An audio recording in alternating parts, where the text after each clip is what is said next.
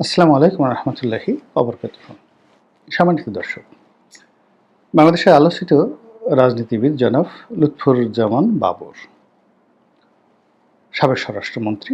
অতি সম্প্রতি তিনি স্বরাষ্ট্র মন্ত্রণালয়ে গিয়েছেন এবং এই মন্ত্রণালয়ের দায়িত্বে নিযুক্ত যে ব্যক্তি জেনারেল জাহাঙ্গীর, তার সঙ্গে দেখা করেছেন। তাদের এই বৈঠকটি ছিল অভূতপূর্ব এবং দৃষ্টিনন্দন। এর কারণ হলো, তিনি যে আত্মবিশ্বাস নিয়ে ঠিক অনেকটা সেই সময়টাতে জনাব বাবর যখন স্বরাষ্ট্র প্রতিমন্ত্রী ছিলেন, তার যে জলুস ছিল, তার যে হাঁটার ঢং ছিল, তার যে আত্মবিশ্বাস ছিল, ঠিক সেইভাবে তিনি সেখানে গিয়েছেন। দ্বিতীয়ত, তাকে যেভাবে অভ্যর্থনা জানানো হয়েছে, এটা বিরল। আমাদের দেশে সাধারণত বেশিরভাগ মানুষ কী হয়, ক্ষমতা পেলেই অতীতকে ভুলে যায়। তা বর্তমান যিনি স্বরাষ্ট্র উপদেষ্টা রয়েছেন, তিনি একসময় বিডিআরের ডিজি ছিলেন এবং সঙ্গত কারণেই বাবর সাহেবকে তখন স্যার বলতেন। তো এরপর বহু বছর চলে গেছে, 18 বছর চলে গেছে। বাবরের জীবনে অসংখ্য দুর্ঘটনা ঘটেছে এবং এখনও ঘটে চলছে। এবং এখনও তিনি যে খুব স্বাভাবিক অবস্থায় বা খুব সুন্দর অবস্থায় আছেন তা নয়। নানা রকম রাজনৈতিক প্রেশার, গ্রুপ, দলাদলি ইত্যাদি নানা রকম দুঃখ, কষ্ট, বেদনা তার রয়েছে।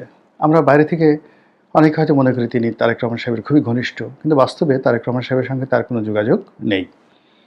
আমরা অনেকে মনে করি যে তিনি বৃহত্তর ময়মনসিংহ, নেত্রকোনা, জামালপুর এই অঞ্চলের সমস্ত রাজনীতি তার নিয়ন্ত্রণে।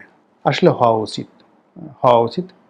কিন্তু বাস্তবতা হলো যে তার নির্বাচনী এলাকাতেই তার প্রতিপক্ষ রয়েছে। অন্যান্য এলাকায় যাওয়া তো দূরের কথা, সেখানে অনেকগুলো গ্রুপ। সে নেত্রকোনা, ময়মনসিংহ, জামালপুর প্রত্যেকটা এলাকাতেই যে কমিটিগুলো হয়েছে, পুরো কমিটির সঙ্গে বাবর সাহেবের কোনো সম্পর্ক নেই। অনেকে বলার চেষ্টা করছেন যে মিস্টার বাবর আগামীতে জামাতের হয়ে ইলেকশন করবেন বা স্বতন্ত্র ইলেকশন করবেন, যেখানে জামাতের সাপোর্ট থাকবে।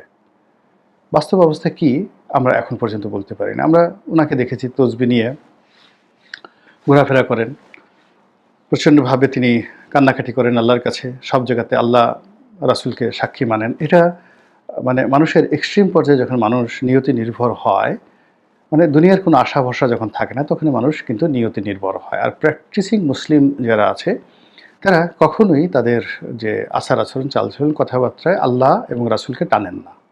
যারা প্র্যাকটিসিং মুসলিম ওর অন্তরে থাকে, তারা দুনিয়াতে স্বাভাবিকভাবে চালচলন করেন। তো জনাব বাবর তিনি উমরাতে যাচ্ছেন, সেগুলো তিনি সামনে চলে আসছে। তারপর তিনি নির্বাচনী এলাকাতে স্পিড বোটে করে ঘোরাফেরা করছেন, সেগুলো সামনে চলে আসছে। কিন্তু তার কোনো একটা জায়গাতে স্বাভাবিকভাবে মানুষের যেটা বডি ল্যাঙ্গুয়েজ থাকে, হাসি থাকে এবং তার মধ্যে একটা সুখের আবেশ থাকে, সেই জিনিসটি নেই। এটা স্পষ্ট যে বিএনপির সাথে যদি তার সেই সৌহার্দ্যপূর্ণ সম্পর্ক, যেটি আমার কাছে মনে হয়েছিল, আমি তো মানে নিজে মনে করতাম যে জনাব লুৎফুজ্জামান বাবরের সঙ্গে জনাব তারেক রহমান সাহেবের সঙ্গে খুবই ভালো সম্পর্ক রয়েছে। আমি মনে করতাম যে তিনি জেল থেকে বেরোলে তাকে একটা গুরুত্বপূর্ণ দায়িত্ব দেয়া হবে এবং তিনি জনাব তারেক রহমান সাহেবের যে পারপাসগুলো রয়েছে, সেগুলো এই মুহূর্তে তিনি সার্ভ করবেন। তারপরে আমার কাছে মনে হতো যে আগামীতে যদি বিএনপি ক্ষমতায় আসে, তিনি হয়তো স্বরাষ্ট্রমন্ত্রী হবেন, এরকম। কিন্তু তিনি বের হওয়ার পর যা কিছু দেখলাম বা যা কিছু দেখছি, আমার কাছে বারবার মনে হচ্ছে নিয়তি কেন এরকম হয়। আপনি কারোর জন্য কোনো একটা করবেন, জীবন দিবেন, যৌবন দিবেন, সব কিছু শেষ করে দেবেন, তছনছ করে দিবেন। তারপর জীবন সামনে এসে সেই লোক দ্বারা অপমানিত হবেন, লাঞ্ছিত হবেন। এটা কেন হয়? আপনারা জানেন যে লুৎফুজ্জামান বাবর একটু ভালো পরিবারের সন্তান। তার বাবা ডিআইজি ছিলেন। তো তার বাবা ডিআইজি ছিলেন, তো লুৎফুজ্জামান বাবর স্বরাষ্ট্রমন্ত্রী হয়েছেন একজন ডিআইজির ছেলে। এ তো চারটিখানি কথা নয়। তিনি তো রাস্তা থেকে তাকে তুলে আনা হয়নি। তিনি কোনো ফকির মিসকিনের সন্তান নন। দ্বিতীয়ত, তার একটা নাম আছে, তাকে ক্যাসিও বাবর বলা হয়। তিনি খুব বড় ব্যবসা করতেন। বাংলাদেশে যখন ইলেকট্রনিক্স ব্যবসা একেবারে তুঙ্গে, বাংলাদেশে যখন কোনো ইলেকট্রনিক্স কম্পোনেন্টের সংযোজন পর্যন্ত হতো না, 100% কম্পোনেন্ট চায়না থেকে, সিঙ্গাপুর থেকে আনা হতো। ঠিক ওই সময়টাতে বাংলাদেশে ক্যাসিও ব্র্যান্ডের যে সকল ইলেকট্রনিক কম্পোনেন্ট আছে, সেটা ঘড়ি বলেন, তারপর ক্যালকুলেটর বলেন, এটার একটা বিশাল মার্কেট ছিল। কত বড় মার্কেট ছিল, আমি যেহেতু শিপিং ব্যবসার সাথে জড়িত, আমি জানি।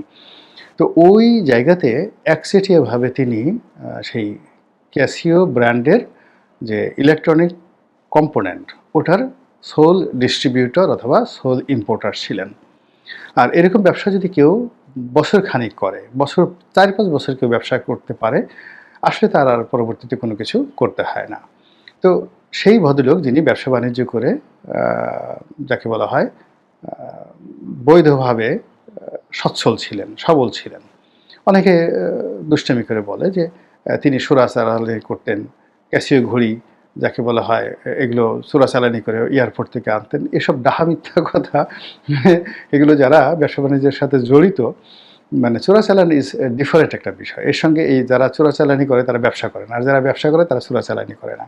তো উনি আমদানি করতেন, ওইটার সোল ডিস্ট্রিবিউটর ছিলেন এবং সেই ব্যবসা বাণিজ্য করতেন। এটাই উনি কটা কনসাইনমেন্ট এনেছেন, এটা কাস্টমসে এখনও আছে। কয়টা কনসাইনমেন্ট কত টাকায় বিক্রি করেছেন, কত টাকা ট্যাক্স দিয়েছেন, সবই আছেন। তো সেই মানুষটি রাজনীতিতে আসছে। তো রাজনীতিতে আসার পরে দেখেন তার নির্বাচনী এলাকায় তার জনপ্রিয়তাটা কোন পর্যায়ে, যে তিনি 2018 সনে দলের মনোনয়ন চেয়েছিলেন কিন্তু মনোনয়ন পাননি। ওখানে তিনি স্বতন্ত্র দাঁড়িয়েছিলেন এবং এত বিরূপ অবস্থার মধ্যে, যেখানে আমাদের মতো প্রার্থী জামানত বাজেয়াপ্ত হয়ে গেছে, সেখানে তিনি মাত্র কত 600-700 ভোটের ব্যবধানে কিন্তু পরাজিত হয়েছিলেন 2018 সনে। তো তিনি জেলখানাতে, তার ব্যবসা নাই, বাণিজ্য নাই, ফাঁসির আসামি। তো সেখানে তার নির্বাচনী এলাকার লোকজন কিন্তু তাকে ভোট দিয়েছিল। তো এরকম একজন মানুষ যিনি কিনা এই যে দুর্ভোগ দুর্দশার মধ্যে পড়েছেন, এই 21 আগস্টের গ্রেনেড হামলা, 10 ট্রাক অস্ত্র মামলা। আচ্ছা বলুন তো, এই 10 ট্রাক অস্ত্র মামলার সাথে ওনার কি ব্যক্তিগত সম্পর্ক থাকতে পারে? বা মতিউর রহমান নিজামীর কি ব্যক্তিগত সম্পর্ক থাকতে পারে শিল্পমন্ত্রী হিসেবে? It was a political decision or it was a military decision. এটা ওন করতে হবে, মিলিটারিকে ওন করতে হবে এবং রাষ্ট্রকে ওন করতে হবে। কিন্তু আমরা যে কাজটা করি, যখনই বিপদে পড়ি অমনি একজনের উপর দায় চাপিয়ে দিয়ে তার জীবনটা তছনছ করে দিই। তো সেই দিক থেকে তার জীবন যৌবনের মানে এই 18টি বছর তিনি জেলে কাটিয়েলেন এবং এই পুরো সময়টা তিনি মানসিকভাবে অসুস্থ হবেন, এটাই স্বাভাবিক। এতে কোনো সন্দেহ নেই। বিকজ জেলে 18 বছর থাকা মুখের কথা নয়, এবং ফাঁসির আসামি, ফাঁসির ছেলে থাকা। তো সেখান থেকে তিনি বের হয়ে এসছেন। আসার পরে এই সমাজ আমরা তাকে গ্রহণ করতে পারছি না। তিনি ফকিরের মতো, মিসকিনের মতো তিনি দাঁড়িয়ে আছেন বেগম জিয়ার বাসার সামনে। সবাই মনে করছে, যারা জানে না, যে এখনই বেগম জিয়া তাকে ভিতরে ডেকে নেবেন, আলাদা বৈঠক করবেন, তাকে একটা দায়িত্ব দেবেন। তিনি মঞ্চে উঠছেন, মঞ্চে উঠে বিভিন্ন মানুষকে দেখাতে চেষ্টা করছেন যে আমি নেতা, বসো তোমরা বসো পল্টন ময়দানে, বিএনপির মঞ্চে। কিন্তু কোনো নেতা তাকে ডেকেও জিজ্ঞাসা করছেন না। এই বিষয়গুলো বুঝতে হবে। এগুলো আরও উল্টে ফেলে তাকে বেদনা তৈরি করে। আর রিসেন্টলি তিনি যে স্বরাষ্ট্র মন্ত্রণালয়ে গেলেন, এখানে কারণটা কি? যারা তাকে ভালোবাসেন, বিএনপি যারা লোকজন, তারা বলার চেষ্টা করছেন যে নেতার কপাল খুলে গেছে, তারেক রহমান সাহেব তাকে নতুন দায়িত্ব দিয়েছেন এবং এখন থেকে দেশের আইন শৃঙ্খলা রক্ষা করার সকল দায় দায়িত্ব বিএনপির পক্ষ থেকে তিনি নিয়ন্ত্রণ করবেন, তদারকি করবেন তারেক রহমান সাহেবের পক্ষে। এই জন্য তিনি স্বরাষ্ট্র উপদেষ্টার সঙ্গে দেখা করতে গেছেন। একেবারে ডাহা মিথ্যা কথা। দ্বিতীয়ত, তাহলে তিনি কেন গেছেন?